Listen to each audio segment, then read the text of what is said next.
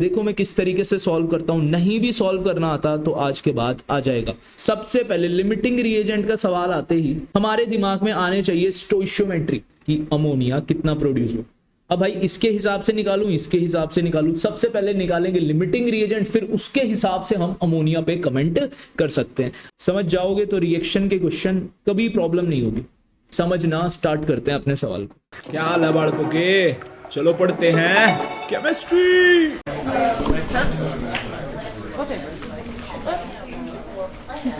ठीक है भाई, शांत हो जाओ, अपनी क्लास स्टार्ट करते हैं। आज की क्लास में हम स्टार्ट करने वाले हैं क्वेश्चन नंबर 21 से। इससे पहले के सभी क्वेश्चंस हम सॉल्व कर चुके हैं। अगर आपने अभी तक वो लेक्चर्स नहीं देखे तो पूरी प्लेलिस्ट का लिंक ऊपर आई बटन में आ रहा होगा, जल्दी से जाओ और देख के आ जाओ। चलो भाई, क्वेश्चन नंबर 21 आपकी स्क्रीन पे जल्दी से देखते हैं, थोड़ा सा जूम इन कर लेते हैं और समझने की हम कोशिश करते हैं। या दिख रहा है, दिख रहा है, सही है। देखो, the following data are obtained when dinitrogen and dioxygen react together to form a different compound.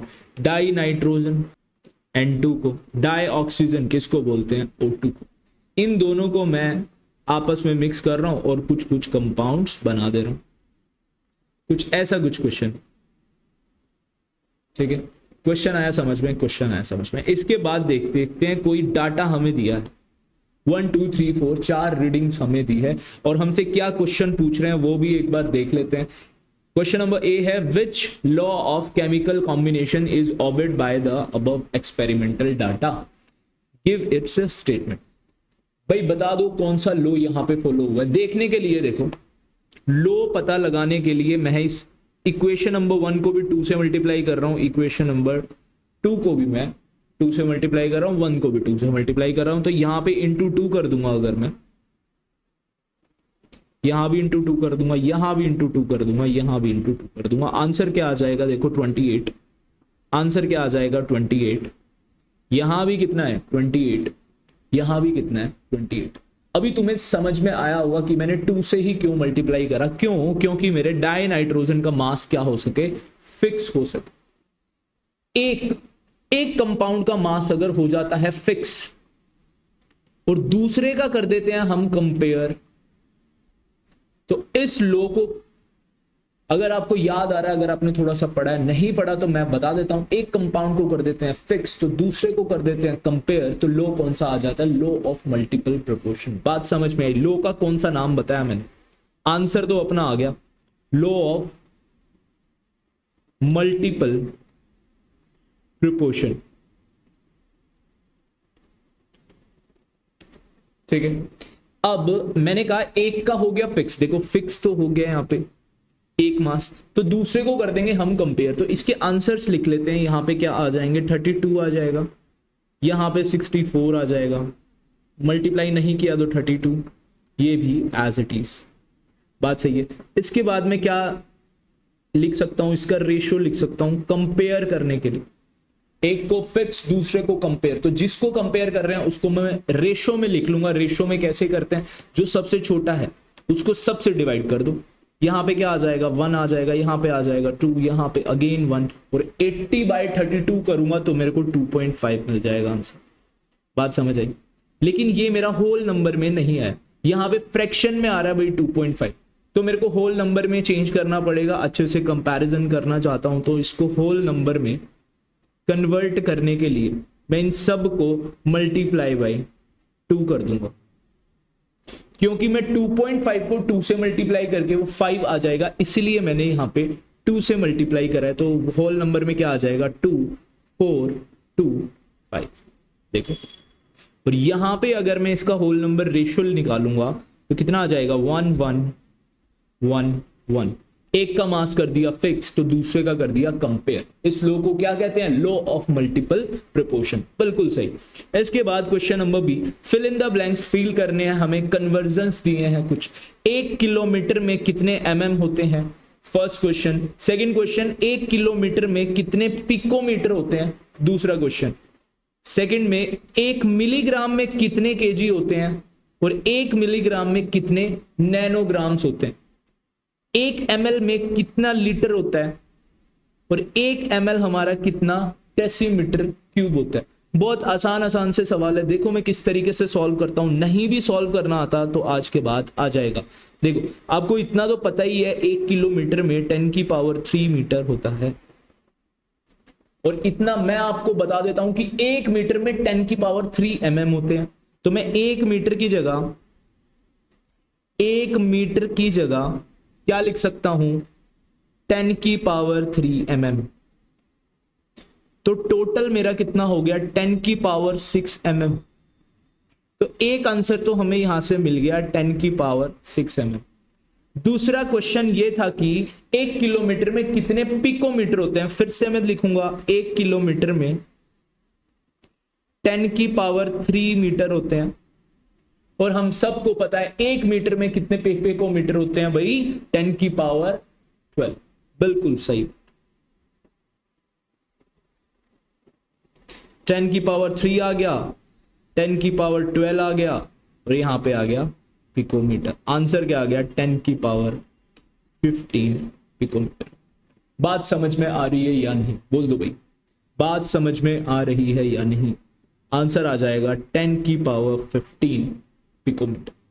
तो मैं पॉइंट नंबर 2 लिख रहा हूं। अब हमें इतना भी पता है कि 1 मिलीग्राम तो कम होगा एज कंपेयर टू केजी। तो यहां पे 10 की पावर माइनस में जाएगी भाई। 1 मिलीग्राम में कितने ग्राम होते हैं, मिली का मतलब होता है 10 की पावर -3। तो यहां पे मैं मिली की जगह लगा सकता हूं 10 की पावर -3 और ग्राम मेरा एज इट इज आ गया। बात समझ में आई। अब 1 ग्राम में कितने किलोग्राम होते हैं, 1 ग्राम में कितने किलोग्राम होंगे, 10 की पावर -3, क्योंकि 1 केजी में 10 की पावर 3 ग्राम्स होते हैं। बात समझ में आ रही है। तो 1 ग्राम में 10 की पावर -3 तो पहले से था, एक और बार आ गया 10 की पावर -3 और ये कन्वर्ट हो गया मेरा केजी में। और आंसर क्या आ गया, 10 की power -6 kg, 10 to the power -6 kg. देखो यहां से ना कुछ स्टूडेंट्स दिमाग लगाना स्टार्ट करते हैं, यहाँ पे 10 की पावर 6 है, यहाँ -6 है, रट्टा लगा लेते हैं। समझने की कोशिश करोगे, रट्टा लगाओगे, कितना याद रहेगा, थोड़े से दिनों में भूल जाओगे। समझ के करो, याद रहेगा। बात आ रही है समझ में, बिल्कुल से। 1 मिलीग्राम में कितने नैनोग्राम होते हैं, 1 मिलीग्राम में कितने नैनोग्राम होते हैं। अब 1 मिलीग्राम को क्या मैं पहले ग्राम में चेंज कर लूं, और फिर 1 ग्राम में कितने नैनोग्राम होंगे, 10 की पावर 9 ग्राम होंगे। बिल्कुल सही है। तो मैं यहां तक का रास्ता तो मेरा फिक्स ही रहने वाला है। इसके बाद में 10 की पावर -3 को मैं लिख दे रहा हूं एज इट इज, 10 की पावर -3 को एज इट इज, 10 की पावर जो मेरा ग्राम है 1 ग्राम को मैं क्या लिख सकता हूं, 10 की पावर 9 नैनोग्राम।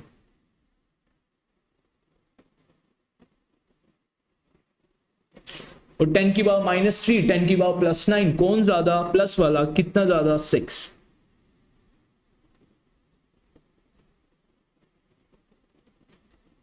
बात समझ में आई या नहीं, 10 की पावर 6 नैनोग्राम आंसर आ गया। बात समझ में आई या नहीं। अब देखो भाई 1 ml में कितने लीटर होते हैं, भाई 1 लीटर में 1000 ml होते हैं। तो 1 ml में 10 की पावर -3 लीटर हो जाएंगे। बिल्कुल सही बात है। छोटे से बड़े नंबर में आएंगे तो नेगेटिव पावर आएंगी, बात समझ आ रही है। लेकिन बड़े से छोटे पे जाएंगे तो पॉजिटिव पावर आएगी। अब देखो मिलीग्राम कहो ना कहो तो नैनो से तो ज्यादा ही होता है, तो इसलिए यहां पे +6 है। बात आ रही है समझ में, बिल्कुल आ रही है समझ पे। अब देखो भाई 1 ml हमारा कितने डेसीमीटर क्यूब होता है। अगर मैं एक कन्वर्जन आपको छोटा सा यहां पे बता दूं तो शायद आपसे इजीली सॉल्व हो जाएगा। एक छोटा सा कन्वर्जन मैं आपको बता रहा हूं कि देखो 1 सेंटीमीटर क्यूब 1 ml होता है, और 1 डेसीमीटर क्यूब 1 लीटर होता है। बात सही है। 1 डेसीमीटर क्यूब 1 लीटर होता है, 1 सेंटीमीटर क्यूब 1 ml होता है, और 1 मीटर क्यूब 1000 लीटर होता है। अब देखो सिर्फ ना सेकंड वाले कन्वर्जन को भी ध्यान से समझ लू ना मैं। अब 1 ml में 10 की पावर -3 लीटर होते हैं, 10 की पावर -3 लीटर होते हैं। अब 1 लीटर को मैं लिख सकता हूं 1 डेसीमीटर क्यूब, 1 लीटर की जगह पे अगर मैं 1 डेसीमीटर क्यूब लिख सकता हूं तो लीटर की जगह पे तो क्या आया है, डेसीमीटर क्यूब आया है, तो आंसर कितना आ जाएगा इसका भी 10 की पावर -3 ही आ जाएगा। बात आई समझ में या नहीं, बोल दो भाई। बहुत आसान से कन्वर्जन मैंने यूज किए, ये क्वेश्चन हमको शायद से समझ में आ गया है। क्वेश्चन नंबर 21 में कोई प्रॉब्लम है तो आप कमेंट करो, मैं रिप्लाई दे दूंगा। बात समझ में आ रही है? चलते हैं अपने नेक्स्ट क्वेश्चन की तरफ। चलो भाई 1.22 थोड़ी सी फिजिक्स करते हैं यूजर। बहुत आसान सवाल है, जल्दी से देख लो, है ना। डिस्टेंस स्पीड टाइम आता है ना, बिल्कुल सही। चलो भाई आपका टाइम आउट हुआ, अब करते हैं solve. If the speed of light, speed दी है हमें, कैलकुलेट द डिस्टेंस हमको निकालना है बाय लाइट इन टाइम हमें दिया है 2 नैनो सेकेंड। देखो ध्यान से देखते हैं किस तरीके से मैं इसको सॉल्व करने वाला हूं। डिस्टेंस होता है मेरा स्पीड इनटू टाइम। स्पीड दी है क्या? Yes sir. स्पीड की वैल्यू कितनी दी है हमें? 3 × 10⁸ मीटर पर सेकेंड। टाइम की वैल्यू कितनी दी है? 2 नैनो। नैनो का मतलब अभी किया था 10⁻⁹ सेकेंड। मैंने कन्वर्ट क्यों किया, यहां पे नैनो ही पुट कर देते तो सेकंड से तो सेकंड कट जाता। डिस्टेंस का आंसर आना चाहिए हमारा मीटर में, तो मीटर में शायद आंसर ना आता, नैनोमीटर में आंसर आता। बात आ रही है समझ में? Very good. अब देखो मैं यहां से कैंसिल आउट कर सकता हूं, 3 × 2 मेरा कितना हो जाएगा 6, और यहां पे 10⁻⁹ 10⁸ कौन ज्यादा? माइनस वाला। कितना ज्यादा? -1। तो और इसको मैं 0.6 मीटर भी लिख सकता हूं। बात आई समझ में? क्वेश्चन समझ में आया या नहीं? चलो भाई next question 1.23। In a reaction, एक रिएक्शन हमको दी है A + B2 gives AB2। Identify the limiting reagent if any, अगर है, एंड द फॉलोइंग मिक्सचर्स दिए हैं 1 2 3 4 5। 5 मिक्सचर्स हमको दिए हैं और लिमिटिंग रिएजेंट का क्वेश्चन है। लिमिटिंग रिएजेंट देखते ही तो तुमको खुश हो जाना है, इतना अच्छे से हमने समझा हुआ है पहले भी, अभी फिर से सिखाता हूं। सबसे पहले लिमिटिंग रिएजेंट का सवाल आते ही हमारे दिमाग में आने चाहिए स्टोइशियोमेट्री। स्टोइशियोमेट्री कोफिशिएंट अगर मैं इसका ध्यान से देखूं, इस ए का भी 1 है, इसका भी 1 है और इसका भी 1। अगर 1 नहीं होता तो जितना भी अमाउंट यहां दिया था, फॉर एग्जांपल यहां पे 2 होता तो ये 300 atom of A and 200 molecules of B. तो हम 300 को 2 से डिवाइड करते क्योंकि स्टोइशियोमेट्री 2 था, इसको 1 से करते क्योंकि 1 था, तो हमको लिमिटिंग रिएजेंट कहीं ना कहीं इसका आंसर आ जाता 150 और ये हो जाता। जबकि अभी दोनों का 1 है तो दोनों को 1 से ही करेंगे डिवाइड, मतलब ना भी करो तो भी कोई नहीं, डायरेक्टली देख लेंगे हम किसका अमाउंट कम है, वो ही मेरा लिमिटिंग रिएजेंट हो जाएगा। अगर हम ध्यान से देखें फर्स्ट में, ध्यान से देखो भाई, इतना ठीक है, जूम इन, बिल्कुल सही। यहां पे देखो 300 एटम्स इसके, 200 इसके, 300 ज्यादा या 200 ज्यादा? 300 ज्यादा, तो कम कौन हो गया? 200। लिमिटिंग रिएजेंट कौन हो गया? जो कम है वो रिएक्शन में जल्दी कंज्यूम हो जाएगा। बात समझ में आई? यहां पे कम में कौन है, तो इसमें लिमिटिंग रिएजेंट कौन आ जाएगा? ए। यहां पे कम कौन है? देखो 100 एटम्स है, 100 ही मॉलिक्यूल्स है। सर यहां पे तो कोई भी कम नहीं है, दोनों सेम है, तो यहां पे मैं क्या लिख दूंगा? No limiting reagent. क्या लिखूंगा? No limiting reagent. बात आई समझ में? यहां पे कौन कम है? दिख रहा है सर 2.5 मोल कम है, बी क्या हो जाएगा? Limiting reagent. यहां पे कौन कम है? 2.5 ए, तो लिमिटिंग रिएजेंट कौन हो जाएगा? ए। मेरे ख्याल से बात समझ में आ गई है। बहुत आसान सा सवाल था, अगर प्रॉब्लम है तो एक बार देख लो हमने किस तरीके से किया था। हमने फर्स्ट क्वेश्चन में निकाला हमने distance speed into time, second question में लिमिटिंग रिएजेंट डायरेक्टली हमने देख लिया, कम अमाउंट में जो प्रेजेंट है वो एक्ट कर रहा होगा लिमिटिंग रिएजेंट की तरह। बात समझ में आ रही है या नहीं? बोल दो भाई। चले नेक्स्ट क्वेश्चन पे चलते हैं। नेक्स्ट क्वेश्चन पे 1.24 रीड करना स्टार्ट करते हैं। चलिए रीड करना स्टार्ट करते हैं। Okay, dinitrogen and dihydrogen react with each other to produce ammonia. Reaction भी हमको दी है, जो ऊपर बोला गया उसकी रिएक्शन हमें नीचे दी है। यहां तक हमने क्वेश्चन को रीड कर लिया। अब है देखो question number 1, calculate the mass of ammonia produced. हमें अमाउंट दिया है डाई नाइट्रोजन का भी और हमें अमाउंट दिया है डाई हाइड्रोजन का। और जब दो अमाउंट हमें दिए हो तो हमें फाइंड करना पड़ेगा सबसे पहले लिमिटिंग रिएजेंट। बात बिल्कुल सही है, सॉल्व करना स्टार्ट करते हैं। अपनी हेबर्स प्रोसेस दी है, अगर नहीं पता बच्चों तो मैं आपको बता देता हूं। हेबर्स प्रोसेस होती है जिसमें हम प्रोडक्शन करते हैं अमोनिया का। जो ये इक्वेशन हमें दी है ये हमें हेबर्स प्रोसेस की दी है। बात सही है, लिख लिया भाई। यहां पे अगर ध्यान से देखें तो 2 × 10³ ग्राम है, तो मैं 2000 ग्राम बोल सकता हूं इसे, और इसको मैं बोल सकता हूं 1000 ग्राम। बात समझ में आ रही है या नहीं? इसको मैं बोल सकता हूं भाई 2000 ग्राम, इसको मैं बोल सकता हूं 1000 ग्राम। बात समझ में आई। अब हमें निकालना है कि अमोनिया कितना प्रोड्यूस हो।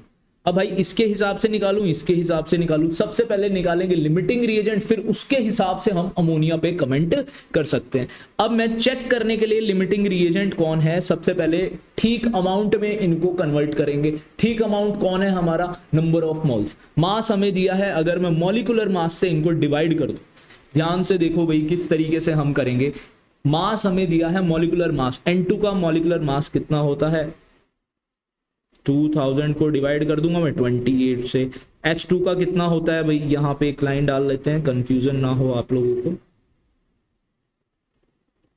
2 होता है।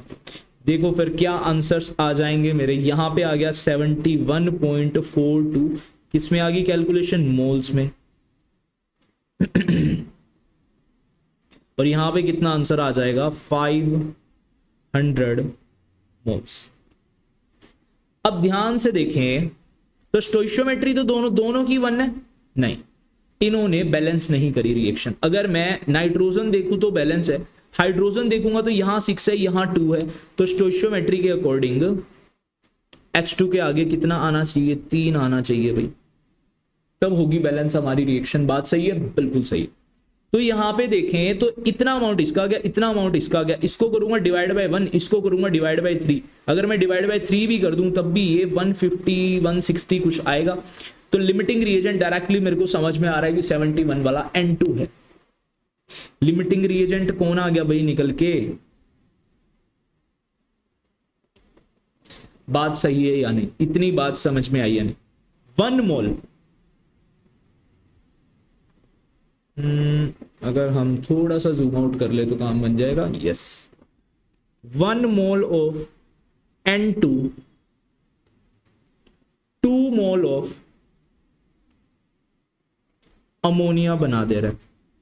सर ये कैसे पता चला भाई? यहां पे 1 है यहां पे 2 है, इसका 1 मोल इसके 2 मोल बना देता। बहुत सिंपल सी बात। तो N2 का 1 मोल तो है नहीं, कितने मोल है? 71.42। तो 71.42 मोल N2 के कितने बना देंगे भाई? 2 × 71.42 ऑफ अमोनिया। कितने मोल आ जाएंगे? मोल की कैलकुलेशन कर ली हमने, कितना आ जाएगा? इसको अगर मल्टीप्लाई कर दूं 142.8 मोल आ गया। अब देखो मेरे को निकालना है calculate the mass of ammonia. Mole आ गए अपने पास अमोनिया के, तो मास ऑफ अमोनिया बहुत इजीली हम निकाल सकते हैं। क्या करना है? मोल को मल्टीप्लाई कर दें अगर हम मॉलिक्यूलर मास से। मोल कितने आ गए थे? 142.8। मॉलिक्यूलर मास अमोनिया का नाइट्रोजन 14 + 3, हाइड्रोजन के लिए कितना आ गया? 17। इन दोनों की आप मल्टीप्लीकेशन कर लो, बहुत सिंपल मल्टीप्लीकेशन है। आपका आंसर आ जाएगा 2428.57 ग्राम में आया आंसर। बात सही है, फर्स्ट का आंसर आपके सामने।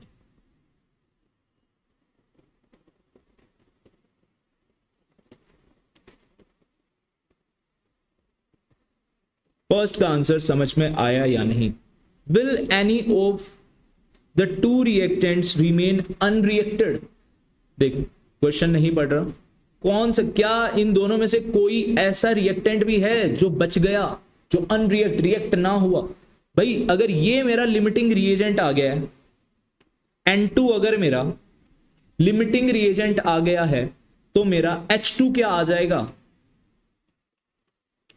Access reagent.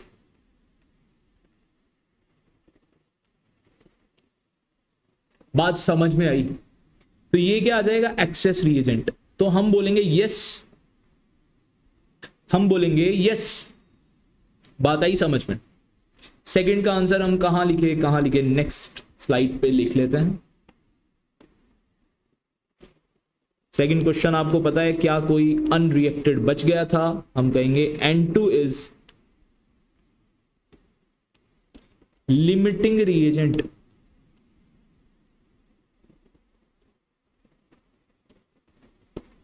और H2 is access reagent. So H2 is remain unreacted। बात समझ में आई? H2 हमारा रिएक्ट नहीं करेगा, कुछ ना कुछ अमाउंट बच जाएगा क्योंकि वो एक्सेस रिएजेंट में है। भाई बात समझ में आ रही है या नहीं? ठीक है, नेक्स्ट क्वेश्चन पढ़ते हैं। इफ यस, अगर हां तो बताओ विच वन, बता दिया हमने H2, and what would be its mass. अब हमें मास भी निकालना है, तो रिएक्शन हमें चलानी पड़ेगी। देखो अब देखो किस तरीके से करेंगे, बहुत ही आसान है, समझ जाओगे तो रिएक्शन के क्वेश्चन कभी प्रॉब्लम नहीं होगी। देखो भाई समझना स्टार्ट करते हैं अपने सवाल को। मैं रिएक्शन एक और बार लिख दे रहा हूं, देखो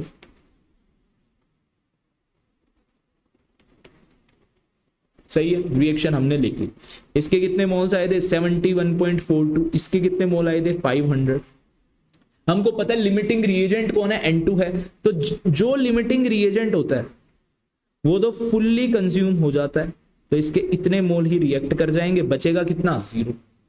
अब भाई इसके अकॉर्डिंग पूरी रिएक्शन चलेगी, लिमिटिंग रिएजेंट के अकॉर्डिंग ही पूरी रिएक्शन रन करेगी। बस स्टोइशियोमेट्री का ध्यान रखें। तो मैं यहां पे क्या कर दूंगा, 500 में से कितना माइनस होगा भाई? 71.42 कर दो सर, बस मल्टीप्लाई कर देना 3 से। क्यों? यहां 3 से मल्टीप्लाई करा, 3 है। बात सही है? तो इसको आप माइनस करके देख लेना, आंसर कितना आ जाएगा? 5.74। तो इतना वो रिएक्ट नहीं करेगा, बच जाएगा। तो हमसे क्या पूछा है? मास पूछा है, मास पूछा है। ये क्या आए हैं? मोल्स। ये आए हैं हमारे पास मोल्स। पूछा है हमसे मास, तो मोल्स इनटू मॉलिक्यूलर मास अगर मैं कर दूं तो आंसर मेरा आ जाएगा मास का। तो मॉलिक्यूलर मास किसका चाहिए? H2 का। तो इनटू में क्या करना है? सिर्फ 2। तो 285.74 मल्टीप्लाई में 2, आंसर कितना आ जाएगा? 571.48 ग्राम। तो ये हो जाएगा हमारा आंसर थर्ड का। तो देखो हमने पूरा क्वेश्चन सॉल्व किया है भाई। यहां से हमने स्टार्ट किया था, पूरी रिएक्शन को समझा, लिमिटिंग रिएजेंट का पता लगाया। एक होगा लिमिटिंग रिएजेंट, तो दूसरा क्या होगा? Access reagent. एक्सेस रिएजेंट बच जाएगा, रिएक्ट नहीं करेगा, अनरिएक्टेड बच जाएगा। बात समझ में आई? तो यहां से हमें मोल्स मिल गए अमोनिया के, तो मास पूछा था, हमने मॉलिक्यूलर मास से मल्टीप्लाई कर दिया। और ऐसे ही हमने बताया कौन है लिमिटिंग रिएजेंट, कौन है एक्सेस रिएजेंट, कौन अनरिएक्टेड बच जाएगा और कितना बच जाएगा, ये पता लगाने के लिए हमने इस तरीके से रिएक्शन चलाई। तो आई होप आपको समझ में आ गया होगा। चलते हैं नेक्स्ट क्वेश्चन। नेक्स्ट क्वेश्चन हमारा आ जाता है 1.25। जल्दी से देखो क्वेश्चन, रीड करो कि क्या पूछना चाह रहा है ये इस सवाल में। इस सवाल में पूछना चाह रहा है how are 0.50 mole Na2CO3 and 0.50 molar Na2CO3 different. इनके बीच में हमको डिफरेंशिएट करना है भाई। तो डिफरेंशिएट करना है तो एक लाइन डाल लेते हैं भाई बीच में, देखो सबसे पहले डिफरेंशिएट कर देते हैं इन दोनों को। एक तरफ मैं डिफरेंशिएट कर दूंगा अपने 0.5 मोल को ऑफ Na2CO3 के, सही है, और दूसरी तरफ हम कर देंगे 0.5 मोलर ऑफ Na2CO3। सही है क्या? इतना ही करना है, बिल्कुल इतना ही करना है भाई। 0.5 मोल का मतलब क्या होता है, यहां पे मोल्स दिए हैं 0.5। क्या इसका मोलिकुलर मास मैं निकाल सकता हूं? हमने बहुत बार निकालने की ट्रिक देखी है। आप किस तरीके से लिखूंगा, 2 मेरे पास सोडियम है प्लस 1 कार्बन है और 3 ऑक्सीजन है, और इन सब का मैं ऐड कर दूंगा, कितना आ जाएगा 106 ग्राम पर मोल। ये हमसे किसमें था, मोल। तो हमको मास चाहिए, तो मास कितना आ जाएगा, number of mole into molecular mass. बहुत बार कर चुके, याद हो गया होगा। 0.5 को मल्टीप्लाई कर देंगे 0.106 से, तो आंसर कितना आ जाएगा 53 ग्राम। तो इसका मतलब है क्या भाई, ये 53 ग्राम है, ठीक है। इसका मतलब है कि Na2CO3 मैंने 53 ग्राम लिया, दैट्स इट। इससे ज्यादा कोई मतलब हमारा 0.5 मोल ऑफ Na2CO3 नहीं बताता। लेकिन यहां पे क्या मतलब बताएगा वो थोड़ा सा समझने की हम कोशिश करते हैं। चलो इतना जूम इन, ठीक है, ठीक। तो यहां पे हमें पता चलता है 0.5 moles in 1 litre of solution. Sir यहां पे तो आपने ऐसा कुछ नहीं लिखा था भाई, यहां पे मोलर है। मोलर का मतलब होता है मोलैरिटी। मोलैरिटी का फॉर्मूला अगर मैं बताऊं तो होता है number of moles by volume in litre. Volume होती है सॉल्यूशन की, नंबर ऑफ मोल होते हैं सोल्यूट के। तो ये सिर्फ एक कैपिटल एम इतना सब बताता है, मतलब हमें वॉल्यूम के बारे में भी लिखना पड़ेगा, मोल के बारे में भी लिखना पड़ेगा। मतलब कि मैं एक और चीज लिख सकता हूं, अभी अभी हमने देखा Na2CO3 कंपाउंड तो सेम ही है, तो इसका मास अगर निकालना है तो इसके मॉलिक्यूलर मास से मैं मल्टीप्लाई कर दूंगा, तो इतने ग्राम इन, अगेन कितने लीटर सॉल्यूशन में, 1 लीटर ऑफ सॉल्यूशन में। बात समझ में आई? मतलब कि हम इसके लिए लाइन लिख सकते हैं 53 gram of Na2CO3 present in 1 litre of solution. 1 litre solution में 53 ग्राम Na2CO3 प्रेजेंट होगा। अगर यहां पे कैपिटल M वाले की मैं बात करता हूं, अगर मोल की बात करता हूं, तो उससे मेरे को इतना ही समझ में आता है कि 53 ग्राम होता है। किसमें है किसमें नहीं, ऐसा कुछ हमको इंफॉर्मेशन नहीं दी। बात आई समझ में? तो मेन डिफरेंस यहां पे क्या आ जाएगा भाई, 1 लीटर ऑफ सॉल्यूशन आ जाएगा मोलैरिटी वाले केस। बात समझ में आई? बिल्कुल समझ में आई। चलते हैं अपने नेक्स्ट क्वेश्चन पे 1.26। चलो रीड करते हैं। इफ 10 वॉल्यूम हमें दी है डाई हाइड्रोजन गैस की, 5 वॉल्यूम हमें दी है डाई ऑक्सीजन गैस की, how many volume of water vapour would be produced. बहुत आसान है। देखो अगर मैं इनकी इक्वेशन लिखूं, H2 गैस और O2 गैस से मिलके बन जाएगा अपना 2H2। ठीक है क्या, मैंने बैलेंस फॉर्म में लिख दी। अब मेरे को क्या क्या गिवन है वो थोड़ा सा लिख लेते हैं। 10 वॉल्यूम तो दी है मेरे को डाई हाइड्रोजन की, 5 वॉल्यूम दी है मेरे को डाई ऑक्सीजन की, और पूछा है वाटर का कितना मोल। भाई चेक कर लेते हैं लिमिटिंग रिएजेंट के लिए। लिमिटिंग रिएजेंट करेंगे डिवाइड बाय 2, लिमिटिंग रिएजेंट करेंगे डिवाइड बाय 1। आंसर क्या आया, दोनों सेम। तो हम लिखेंगे नो लिमिटिंग रिएजेंट, हम लिखेंगे नो लिमिटिंग रिएजेंट। कोई भी लिमिटिंग रिएजेंट यहां पे नहीं है। अगर लिमिटिंग रिएजेंट नहीं है तो किसी की भी हेल्प से हम यहां पे निकाल सकते हैं। या तो देखो मैं हाइड्रोजन के केस से निकालूंगा, तब भी हाइड्रोजन को यूज कर लूं तो 2 mole of hydrogen gas produce 2 mole of water. तो तो मैं लिख सकता हूं 2 volume of H2 gas produce 2 volume of water. सही है। तो भाई 2 वॉल्यूम तो है नहीं, है तो 5 volume of H2 produce 5 volume of H2।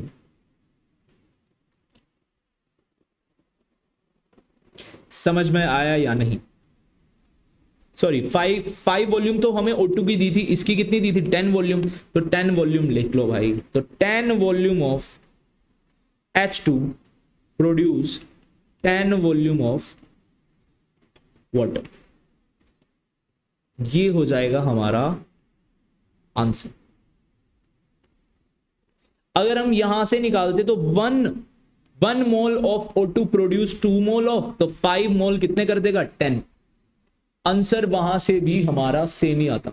बात आ रही है समझ में या नहीं? चलते हैं अपने नेक्स्ट क्वेश्चन पे। 1.27 लो जूम इन कर देते हैं। ठीक,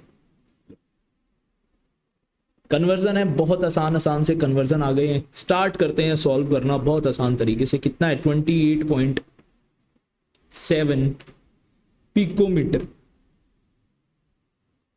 चेंज कर दें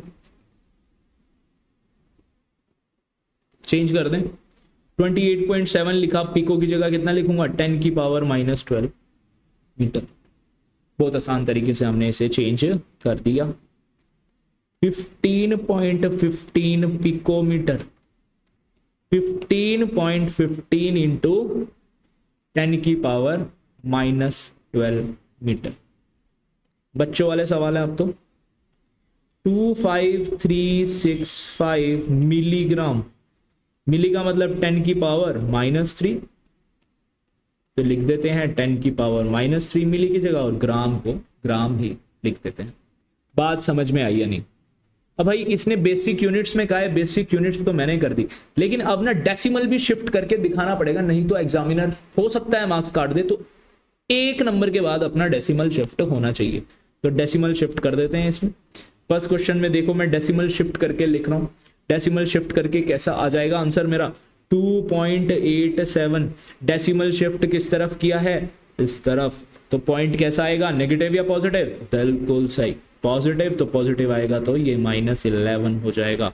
बात आई समझ में? यहाँ अभी भी सेम ही हो जाएगा। 1 पॉइंट लिख सकता हूँ मैं 1.515 इंटू 10 की पावर -11 मीटर।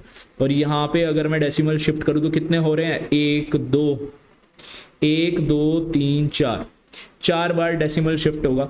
4 बार डेसिमल शिफ्ट हो जाएगा तो मेरा क्या आंसर आ जाएगा भाई? जल्दी से बता दो।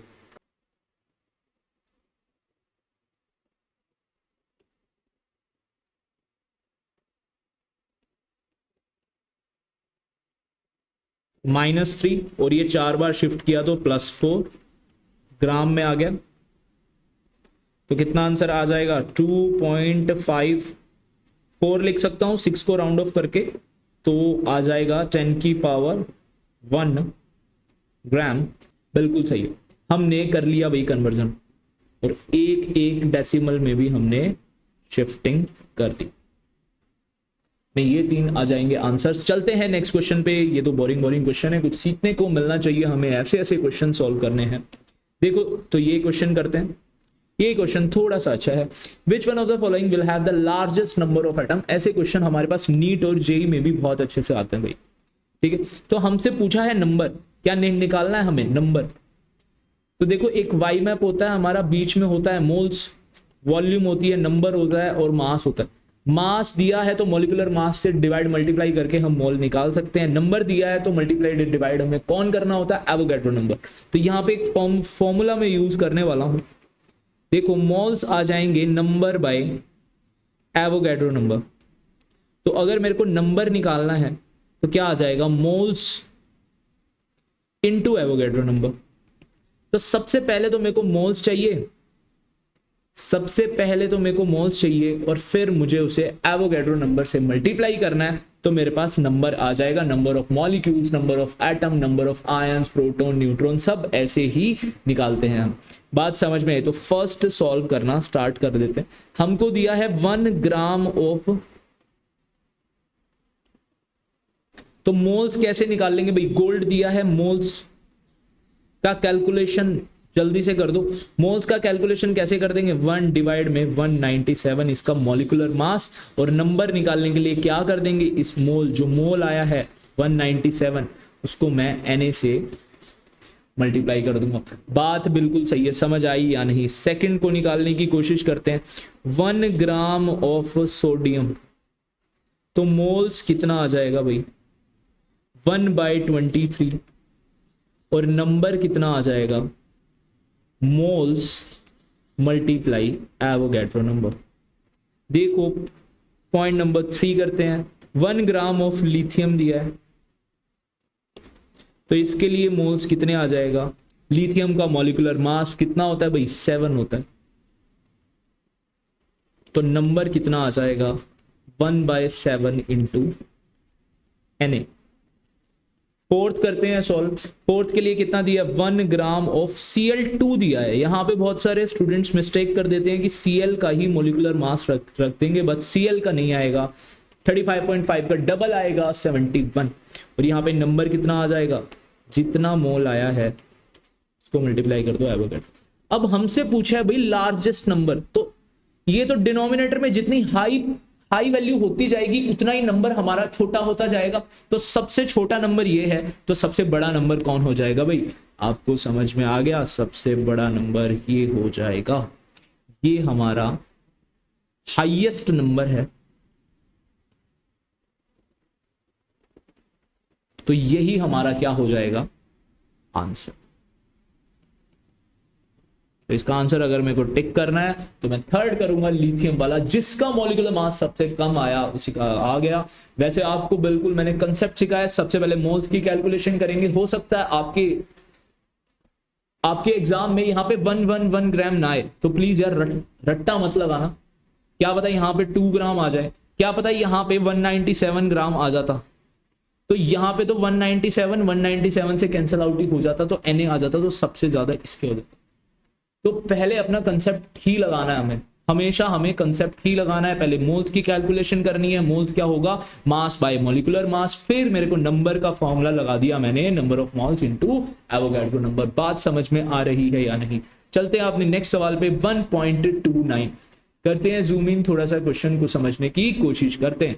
Calculate the molarity of the solution of ethanol in water in which the mole fraction of ethanol is, दे रखी है, assume करनी है हमको वाटर की डेंसिटी कितनी होगी, 1 होगी। लिखना स्टार्ट करते हैं।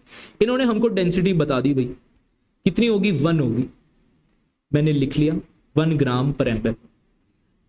अब अगर मेरी वॉल्यूम 1000 ml आ जाती है तो मैं इतनी बात जरूर बोल सकता हूं कि मेरा मास अगर मेरे को निकालना है, जो कि डेंसिटी इंटू वॉल्यूम होता है, डेंसिटी कितनी है मेरी 1 ग्राम ml, वॉल्यूम कितनी है मेरी 1000 ml। तो यहां पे अगर मैं ml से ml कैंसिल आउट कर दूं, समझ में आ रहा है, ml से ml क्या कर सकता हूं मैं, यहां पे कैंसिल आउट कर सकता हूं, तो आंसर मेरा क्या आ जाएगा 1000 ग्राम। बात समझ में आई है नहीं। अब इसके बाद मैं एक और कैलकुलेशन करना चाहता हूं, समझ में आ जाएगा मैं ये सारी कैलकुलेशन क्यों कर रहा हूं आपको। मोल्स ऑफ वाटर, अगर वाटर के मोल्स निकाल रहा हूं तो मास हमारे पास आ गया भाई 1000 ग्राम, और मॉलिक्यूलर मास कितना होता है 18। इस वैल्यू को तो याद भी कर सकते हो, बहुत सारे स्टूडेंट है जो याद करते हैं, 55.55 मोल्स। अब मैंने वाटर के मोल्स क्यों निकाले, अब समझ में आ जाएगा आपको, 1 सेकंड में आंसर समझ में आ जाएगा मैंने ऐसा क्यों किया। यहां पे थोड़ी सी जगह बना लेते हैं हम, यहां पे सॉल्व करना स्टार्ट करते हैं। हमारा अभी तक कितना हो गया, मोल्स ऑफ वाटर आ गया, ठीक। हमें दिया है मोल फ्रैक्शन ऑफ इथेनॉल, दिया है, ठीक है, कितना दिया है 0.040, जो कि बहुत कम है। मोल फ्रैक्शन कितना हो सकता है, मैक्सिमम हमारा ये फ्रैक्शन है, तो मैक्सिमम वैल्यू कितनी आ सकती है, 1 ही आ सकती है, 1 से ज्यादा तो नहीं आएगी। तो यहां पे 1 से कितना छोटा नंबर है, लगभग 4%। अगर एक नंबर यहां होता है उसको मैं 100 मान लूं, तो ये लगभग उसका 4 है, समझ में आ रहा है, 4%। तो इसको हम क्या कर सकते हैं, नेग्लेक्शन कर सकते हैं। कहां पे मैं नेग्लेक्शन लगाऊंगा अभी समझ में आ जाएगा, देखते चलो। अगर मोल फ्रैक्शन का मैं फॉर्मूला ओपन करूं तो मोल्स ऑफ इथेनॉल आ जाएगा, डिवाइड में मोल्स, टोटल मोल्स आ जाएगा, बात सही है, टोटल मोल्स आ जाएंगे भाई, इज इक्वल टू 0.040। कोई प्रॉब्लम यहां तक कोई प्रॉब्लम नहीं होगी। तो मैं यहां पे क्या कर सकता हूं, N ऑफ C2H5OH मेरा कितना आ जाएगा 0.040 इंटू में मोल्स ऑफ वाटर। यहां पे मैंने एक तरह की नेग्लेक्शन अप्लाई कर दी है कि ये just equal to N of water हो जाएगा। क्यों? क्योंकि हमारे number of moles of ethanol बहुत ही कम है। बात आई समझ में या नहीं? यहां से हम N की वैल्यू निकाल सकते हैं हमारी 0.040 और number of moles of water अभी निकाले हमने 55.55 और यहां से हमारे नंबर ऑफ मोल्स निकल गए कितने, 2.31 मोल। और अब मेरे को मोल फ्रैक्शन से मैंने क्या निकाल लिया, नंबर ऑफ मोल्स। अब मेरे को निकालना है molarity, calculate the molarity. Number of moles चाहिए, वॉल्यूम चाहिए। नंबर ऑफ मोल्स हमने अभी निकाल लिए, कितने आ गए 2.31। वॉल्यूम कितनी ली थी 1000 मिलीलीटर, तो मतलब 1 लीटर ली थी, तो आंसर कितना आ गया 2.31 मोल पर लीटर। बहुत आसानी से हमने ये सवाल किया। वैसे कंफ्यूजिंग सा सवाल है बट आपको इतना कंफ्यूज होने की कोई जरूरत नहीं है, बहुत इजीली हमने सॉल्व किया। चलते हैं अपने नेक्स्ट क्वेश्चन की तरफ। देखो क्वेश्चन नेक्स्ट आ गया हमारा, what will be the mass of one, हमको कार्बन 12 आइसोटोप दिया है, एटम इन ग्राम। एक कार्बन एटम का अगर मास निकाले तो कितना आ जाता है भाई, 12 AMU आ जाता है। देखो एक कार्बन एटम,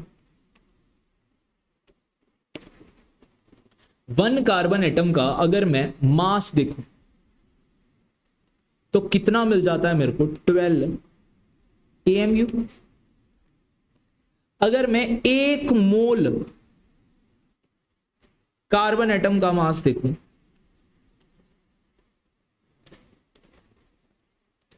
तो कितना हो जाता है 12 ग्राम।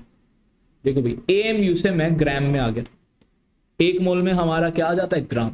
ये बात हमें पता है।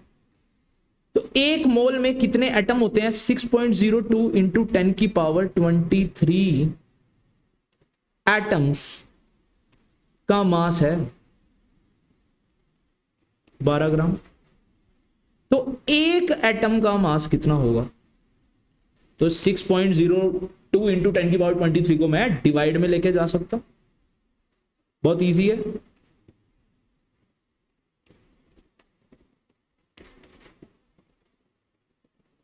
समझ में आई या नहीं? फिर मैं इसको सॉल्व कर सकता हूं, आंसर मेरा आ जाएगा 1.99 इंटू 10 की पावर -23 ग्राम।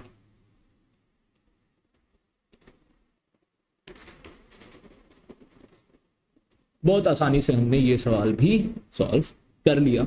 चलते हैं नेक्स्ट सवाल पे, 1.31। थोड़ा जूम इन करते हैं यार, ये सिग्निफिकेंट फिगर। ऐसे ऐसे क्वेश्चन में हम ज्यादा टाइम बर्बाद नहीं करेंगे। यहां पे देख लेते हैं, यहां पे आंसर आ जाएगा अपना 3, यहां पे आंसर आ जाएगा, इसको तो हम इग्नोर करेंगे, तो इसकी सिग्निफिकेंट फिगर गिन लेंगे, कितना आ जाएगा 4, और यहाँ पे तो सबका ही 4 4 4 आ रहा है, तो इसका आंसर आ जाएगा 4। यहाँ पे हम ज्यादा अपना टाइम बर्बाद नहीं कर सकते। बहुत अच्छे से मैंने आपको सिग्निफिकेंट फिगर्स निकालनी सिखाई है, नहीं देखी तो जल्दी से जाके देख लो, डिस्क्रिप्शन बॉक्स पे भी पूरी प्लेलिस्ट का लिंक आपको मिल जाएगा।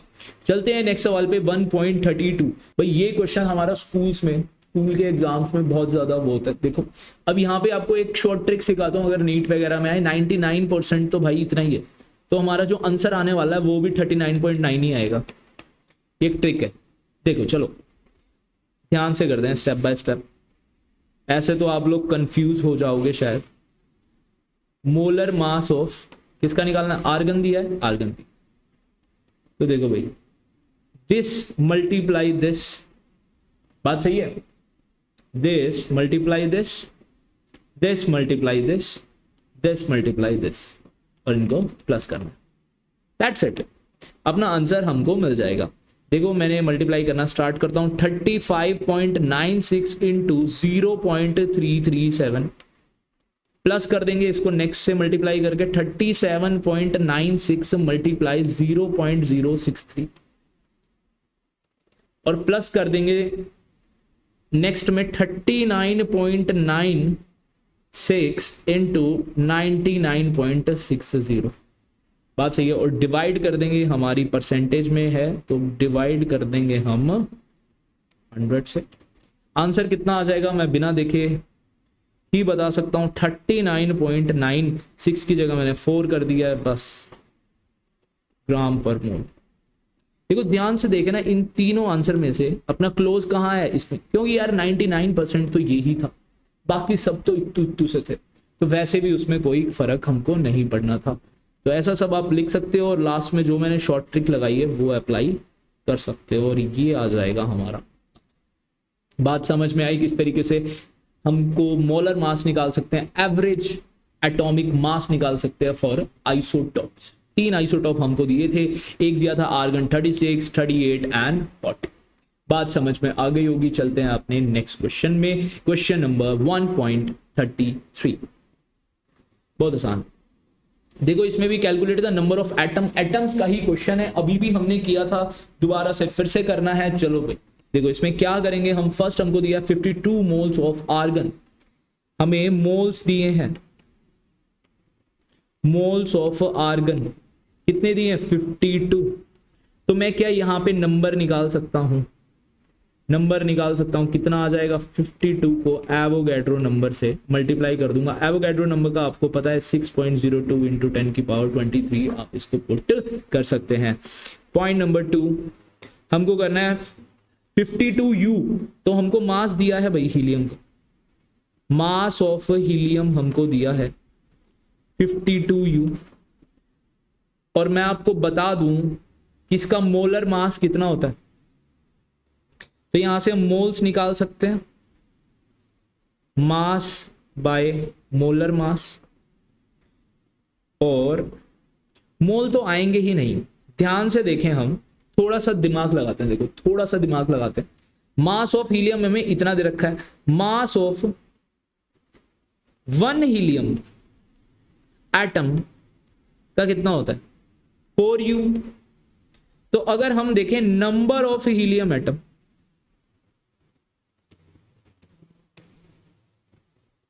इन 52U, तो कितने आ जाएंगे, 52 डिवाइड में 4 करना पड़ेगा, तो हमारा आंसर कितना आ रहा है, 13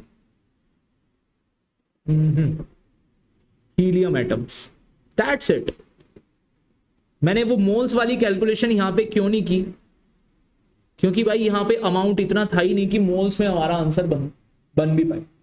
हमको पता है 4U का, 4U का मतलब क्या होता है, यूनिफाइड मास, या फिर यहां पे मैं AMU भी लिख सकता हूं। बात समझ में आ रही है। तो यहां पे 52U तो टोटली था, तो हमको ऐसे ही समझ में आ रहा है कॉमन सेंस से कि यहां पे 13 हीलियम एटम्स प्रेजेंट हो सकते हैं। नंबर 3, भाई मैक्सिमम स्टूडेंट ये गलत कर देंगे। अच्छा क्वेश्चन था ये, सेकंड इंपॉर्टेंट, हम थोड़ा बहुत बोल सकते हैं, यहां पे एक ट्रिक थी। अगर बच्चों ने ये सीखी सिखाई बात पे ही यकीन कर दिया, ये जो फॉर्मुलेशन है, फॉर्मुलेशन अप्लाई कर दी, वो गलत निकाल देगा, क्योंकि वो निकालेगा 13 मोल्स और वो आगे कर देगा इनटू Na नंबर निकालने के लिए, तो वो गलत हो गया। ये बहुत ज्यादा नंबर आ गया, जब कि हमें मास बहुत कम दिया है, 52U बहुत ही कम मास है। बात समझ में आया, एटॉमिक मास यूनिट में दिया है हमें। बात समझ में आ गई, तो चलते हैं अपने नेक्स्ट सवाल पे, क्वेश्चन नंबर 3। अब देखो 52 ग्राम इसमें दिया है हमें, मास ऑफ हीलियम हमें 52 ग्राम दिया है। तो अगर इसका मैं मोल निकालूं, इसमें मोल आ जाएगा 52 ग्राम। एक अमाउंट हो जाता है जिसमें बहुत सारे मिलियंस, ट्रिलियंस, बहुत सारे एटम्स आ सकते हैं। अभी देखो कितने आएंगे, अभी निकाल देंगे 52/4, आंसर आ गया 13। ये किस में आया, मोल में। अगर मेरे को नंबर निकालना है, नंबर ऑफ हीलियम, तो क्या आ जाएगा 13 इंटू Na, और Na की वैल्यू आपको पता ही है 6.02 इंटू 10 की पावर 23। अब आप यहां पे अपना आंसर पुट करके निकाल सकते हो 6.02 इंटू 10 की पावर 23 कितना आंसर आएगा। बात समझ में आई? क्वेश्चन नंबर 33 समझ में आया या नहीं? चलते हैं अपने नेक्स्ट क्वेश्चन की तरफ। क्वेश्चन नंबर 1.34 वेल्डिंग फ्यूल आ गया भाई। जो जिस क्वेश्चन से, ये सबको इस क्वेश्चन से डर लगता है थोड़ा, लेकिन इतना कोई डरावना क्वेश्चन नहीं है, बहुत सिंपल सा ही क्वेश्चन, समझने की कोशिश करते हैं। एक हमारा वेल्डिंग फ्यूल है जो कि कंटेन करता है सिर्फ कार्बन को और हाइड्रोजन को। Burning a small sample of it in oxygen gives, पहली चीज तो हमको एक चीज यहां पे लिख लेनी है, जो ये वेल्डिंग फ्यूल है इसमें कौन कौन है प्रेजेंट? कार्बन है और हाइड्रोजन है ओनली। फर्स्ट ऑफ ऑब्जर्वेशंस लिखते हुए चलेंगे। अब देखो अमाउंट ऑफ, ये किसका दिया? कार्बन डाइऑक्साइड का अमाउंट दिया है और वाटर का अमाउंट दिया है। अमाउंट ऑफ CO2 हमें दिया है 3.38 ग्राम। तो एक बात बताओ, इसके अंदर हमारा कुछ ना कुछ कार्बन होगा, CO2 के अंदर कार्बन तो प्रेजेंट होगा, तो अमाउंट ऑफ कार्बन निकालना चाहता हूं मैं। Amount of carbon in CO2 तो कैसे आ जाएगा भाई बताओ? पहले मैं इसके देखो मोलर मास लिया हमने कार्बन का 12, मोलर मास लिया CO2 का 44 और मल्टीप्लाई कर दूंगा 3.38 से, तो अपना आ जाएगा अमाउंट जितना निकल के आना चाहिए। कितना आ जाएगा? 0.9218 ग्राम। अगर मैंने 3.38 ग्राम CO2 लिया तो उसमें से सिर्फ 0.9218 ग्राम ही कार्बन था। बात समझ में आया? बाकी अमाउंट किसका था? डाइऑक्सीजन का।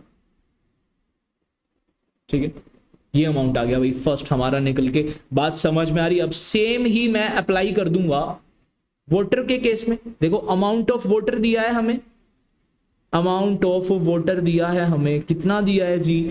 0.690 ग्राम। अब मैं यहां पे अमाउंट ऑफ हाइड्रोजन निकालना चाहता हूं। कितना आ जाएगा? 2/18 इंटू 0.690। बात समझ में आई या नहीं? क्या आ जाएगा? कैलकुलेशन करके देख सकते हो आप। 676। ठीक है,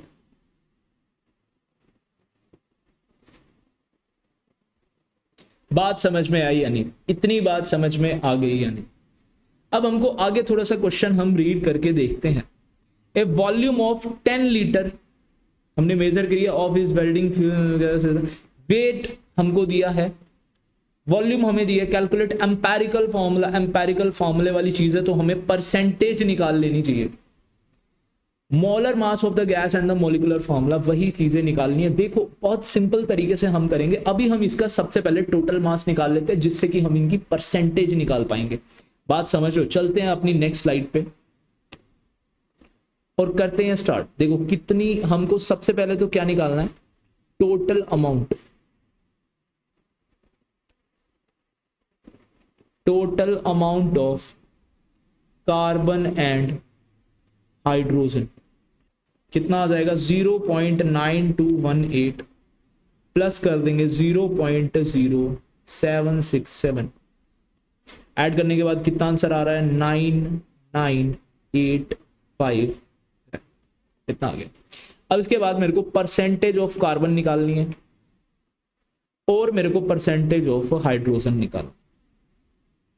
परसेंटेज निकालनी आती है, इनका मास ले लो 9218 बाय टोटल मास ले लो 9985, मल्टीप्लाई किससे कर दूंगा? 100 से। यहां पे इसका मास ले लो 0.0767, टोटल मास ले लो 9985, मल्टीप्लाई कर दो 100 से। नॉर्मल सी कैलकुलेशन है, आप कर सकते हो सॉल्व। आंसर आ जाएगा 92.32%। यहां पे आंसर आ जाएगा 7.68%। समझ में आया? अब आगे की चीज शायद आपको आती है परसेंटेज से हम किस तरीके से लिख सकते हैं। एम्पेरिकल फॉर्मूला, मॉलिक्यूलर फॉर्मूला किस तरीके से निकालते हैं। सबसे पहले हम लिखते हैं एलिमेंट्स, एलिमेंट्स कौन कौन है, एक तो जी हमारा कार्बन है और दूसरा हमारा हाइड्रोजन है। नेक्स्ट इनकी मास जितनी परसेंटेज है प्लस करके देख लो, 100 आ रही है, बिल्कुल आएगी, अभी तो करिए कैलकुलेशन। 92.32 ग्राम आ गया जी, यहां से आ गया 7.68 ग्राम। ठीक है, इसके बाद हम क्या निकालने की कोशिश करते हैं, इनके मोल्स। मोल्स 92.32 को मैं डिवाइड कर दूंगा 12 से मॉलिक्यूलर मास से, 7.68 को भी इसके मॉलिक्यूलर मास से डिवाइड कर दूंगा। आंसर क्या आ जाएगा 7.69, आंसर क्या आ जाएगा 7.68। अब मैं सिंपलेस्ट रेशो में कन्वर्ट करना चाहूंगा इनको, सिंपलेस्ट रेशो में। दोनों जस्ट सिमिलर से ही आ रहे हैं तो दोनों का ही आंसर मैं 1-1 लिख सकता हूं, इसमें कोई भी दिक्कत नहीं। बात समझ में आई या नहीं, इतनी बात समझ में आ गई या नहीं। तो हमारा एम्पेरिकल फॉर्मूला तो आ गया जी, C1H1, इतनी बात समझ आई। एम्पेरिकल फॉर्मूला हमारा आ गया जो आंसर नंबर 1 था। Calculate empirical formula, empirical formula अपना C1H1 आ गया भाई, लिख देते हैं यहां पे एम्पेरिकल फॉर्मूला क्या आ गया C1H1, जो कि हमारा आंसर है, आंसर फॉर क्वेश्चन नंबर 1। अब इसके बाद अगर मेरे को एम्पेरिकल मास निकालना है तो भी मैं निकाल सकता हूं। एम्पेरिकल फॉर्मूला ऊपर है, एम्पेरिकल मास निकालना है जी। एक तो है कार्बन, एक है हाइड्रोजन, आंसर कितना आ जाएगा 30। अब देखो, अब अकॉर्डिंग टू क्वेश्चन करने का टाइम आ गया हमारा। 10 लीटर दिया था, वेट भी दिया था। अब देखो 10 लीटर के लिए वेट हमें दिया है 1.6 ग्राम। अब हमें चाहिए 1 मोल के लिए। देखो अब एम्पेरिकल मास आ गया है, अगर मेरे पास मॉलिक्यूलर मास भी आ जाए तो मॉलिक्यूलर मास को एम्पेरिकल मास से डिवाइड करके मैं n की वैल्यू निकाल लूंगा, और n की वैल्यू अगर मैंने निकाल ली तो मैं मॉलिक्यूलर फॉर्मूला भी निकाल पाऊंगा एम्पेरिकल फॉर्मूले से n को मल्टीप्लाई करके। बात आ रही है समझ में? लेकिन ये 10 लीटर के लिए मेरे को चाहिए कितने के लिए, 22.4 के लिए। पहले मैं 1 लीटर के लिए निकाल लूंगा, कितना आंसर आ जाएगा भाई 1.16 ग्राम। फिर मैं 22.4 लीटर के लिए निकाल लूंगा। भाई कुछ बच्चों को समझ नहीं आएगा ये 1.16 कैसे आ गया, चलो दुखी मत हो, इस तरीके से आ गया। ठीक है, 11.6 डिवाइड 10 मल्टीप्लाई 22.4, इतने ग्राम आ जाएगा पर मोल। अब पर मोल आ गया, क्यों? क्योंकि 22.4 लीटर तो हमारी 1 मोल का वॉल्यूम होता है, तो यहां से हमको आंसर मिल जाएगा जो कि लगभग आ रहा है हमारा 26 के आसपास ग्राम पर मोल।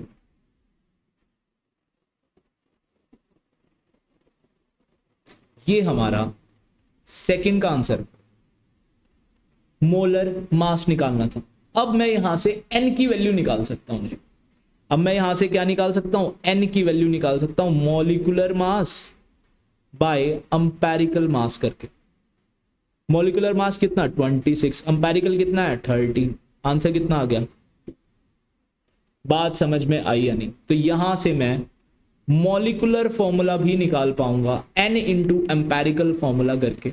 एम्पेरिकल फॉर्मूला मेरा कितना आ गया था C1H1, 2 से अगर मैं मल्टीप्लाई कर दूंगा तो आंसर आ जाएगा C2H2, जो कि मेरा आंसर आ जाएगा थर्ड का। बात समझ में आई या नहीं, बोलो भाई, बात समझ में आई या नहीं? बहुत आसान, बहुत बिल्कुल इजीली हमने सॉल्व किया, कोई भी दिक्कत वाली बात नहीं। ठीक है भाई, तो आ जाते हैं नेक्स्ट क्वेश्चन पे। देखो रीड करना स्टार्ट करते हैं, क्या क्या इंफॉर्मेशन दी है क्या क्या नहीं। कैल्शियम कार्बोनेट रिएक्शन हमें दी है, यहां तक हमने पढ़ लिया। CO3 के बारे में इंफॉर्मेशन पूछी है, और इंफॉर्मेशन दी किसके बारे में, HCl के बारे में। तो एक की इंफॉर्मेशन दी है तो कोई भी लिमिटिंग रिएजेंट का पंगा नहीं है। तो रिएक्शन में देख लेते हैं स्टोइशियोमेट्री इन दोनों की। हम यहां पे देखा तो मैंने लिखा है 1, यहां पे देखा तो 2, तो यहां से मैं एक लाइन तो लिखने को लिख सकता हूं क्या कि भाई 2 मोल लगेंगे HCl के, तो 1 मोल लगेगा CaCO3। बात सही है? इतनी चीज मैंने डायरेक्ट स्टोइशियोमेट्री से लिख ली। यहां से बात आई समझ में? बिल्कुल बात आ गई आपको समझ में, बहुत आसान है। अब यहां पे थोड़ा सा हम वर्कअप कर लेते हैं। देखो यहां पे वर्कअप करने की जरूरत है थोड़ी सी। यहां पे हमें दी है वॉल्यूम, यहां पे हमें दी है मोलैरिटी, और हम यहां से नंबर ऑफ मोल्स निकाल सकते हैं क्योंकि मोलैरिटी का फॉर्मूला होता है number of moles by volume. तो नंबर ऑफ मोल्स हो जाएगा मोलैरिटी इंटू वॉल्यूम। मोलैरिटी कितनी दी है? 0.75। वॉल्यूम को मेरे को लीटर में पुट करना है तो डिवाइड बाय 1000 कर दूंगा। आंसर कितना आ जाएगा भाई? 0.01875 मोल। इतने मोल किसके आ गए हैं भाई? ये HCl के मोल आ गए। बात सही है? HCl के मोल्स आपके सामने। तो यहां पे हमें ये इंफॉर्मेशन यूज करनी है थोड़ी सी। देखो तो हमें 2 मोल इतने चाहिए, तो हमारे पास HCl के मोल्स कितने हैं? अब तो हमने कैलकुलेशन कर लिया, 0.01875 मोल हमारे HCl के हैं। और इसमें कितने मोल बन जाएंगे? अगर 2 के बनते थे 1, तो इसके कितने बन जाएंगे? इसके भी डिवाइड बाय 2 कर देंगे भाई।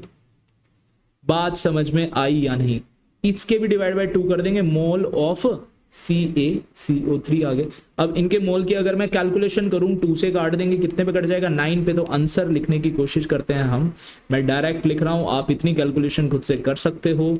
इंटू 10 की पावर -3 आंसर आ जाएगा। Mole of CaCO3। बात आई समझ में? तो देखो हमको क्या निकालना है? मास ऑफ CaCO3 निकालना है। मोल्स तो आ ही गए, तो मास कैसे निकाल देंगे भाई हम? मोल्स इनटू मॉलिक्यूलर मास करके। अब मॉलिक्यूलर मास निकालना मैंने बहुत बार सिखाया है आपको। मॉलिक्यूलर मास में आप एक्सपर्ट हो जाने चाहिए। अभी तो मैं डायरेक्ट लिख रहा हूं, 100 होता है। याद मत करना, निकालने का तरीका आना चाहिए आपको। तो क्या हो जाएगा? 10 की पावर -1। 10 की पावर -1 अगर मैं इसमें ही इनबिल्ट कर दूं तो क्या हो जाएगा हमारा आंसर? 0.9375 ग्राम।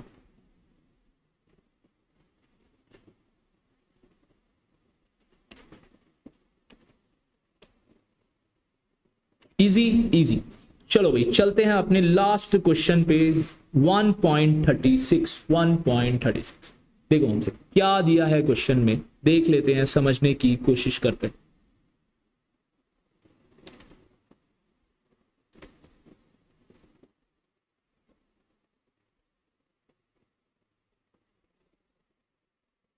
ठीक है भाई, रीड करते हैं क्वेश्चन को। Chlorine is prepared in the laboratory by treating manganese dioxide MnO2 दिया है with aqueous hydrochloric acid. Reaction दी है MnO2 और HCl की। रिएक्शन हमको दी है, इसके बाद हमसे पूछी है इंफॉर्मेशन HCl की और दी है इंफॉर्मेशन MnO2 की। समझ गए? दोनों की स्टोइशियोमेट्री लेके चलेंगे हम। दोनों की स्टोइशियोमेट्री देख लेते हैं। इसकी 4 है तो MnO2 की कितनी है? 1। ठीक है, स्टार्ट करते हैं। अब जो गिवन इंफॉर्मेशन है, सबसे पहले तो हम वहां पे ही काम कर लेते हैं। 5 ग्राम दे रखा है मैग्नीज ऑक्साइड। तो भाई हमको क्या चाहिए? मॉलिक्यूलर मास चाहिए बस। इसका मास हमको दिया है, अगर हम ध्यान से देखें तो मास ऑफ MnO2 हमें दिया है 5 ग्राम। अगर इसका मॉलिक्यूलर मास मेरे को निकालना है तो कैसे आ जाएगा? 1 है Mn, 2 है O2। Mn को होता है 55, O2 को आपको पता है 32। आंसर कितना आ गया? 87 ग्राम पर मोल। अगर अब आपको इसके मोल्स की कैलकुलेशन करनी है, यहां पे कर लेते हैं। मोल्स कितने आ जाएंगे MnO2 के? तो क्या कर देंगे हम?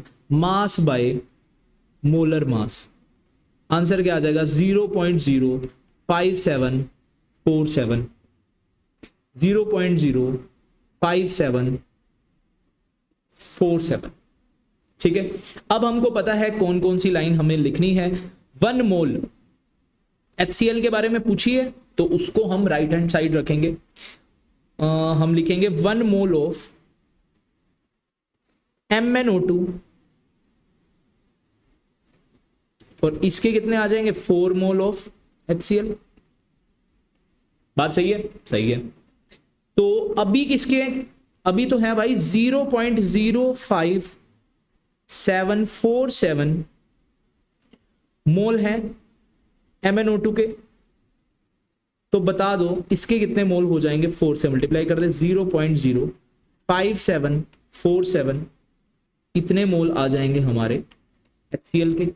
बात सही है। अगर मैं मल्टीप्लाई करूं तो आंसर आ जाता है 0.230 मोल ऑफ HCl।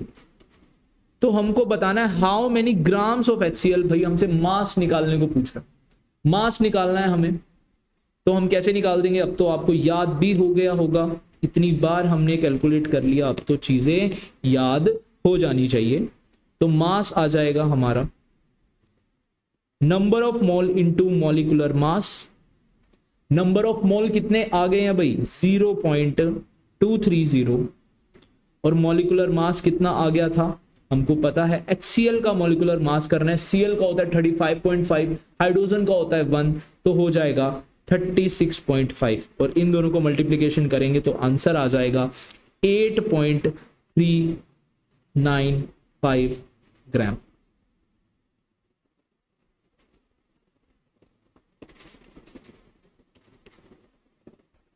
ये था हमारा लास्ट क्वेश्चन जो कि भी हमने कर लिया। अगर आपको समझ में आया है अगर आपको समझ में आया तो लाइक कर देना, नहीं समझ में आया तो सब्सक्राइब कर देना, और कोई दोस्त है जिसको केमिस्ट्री समझ नहीं आती उसको शेयर कर देना। सो यो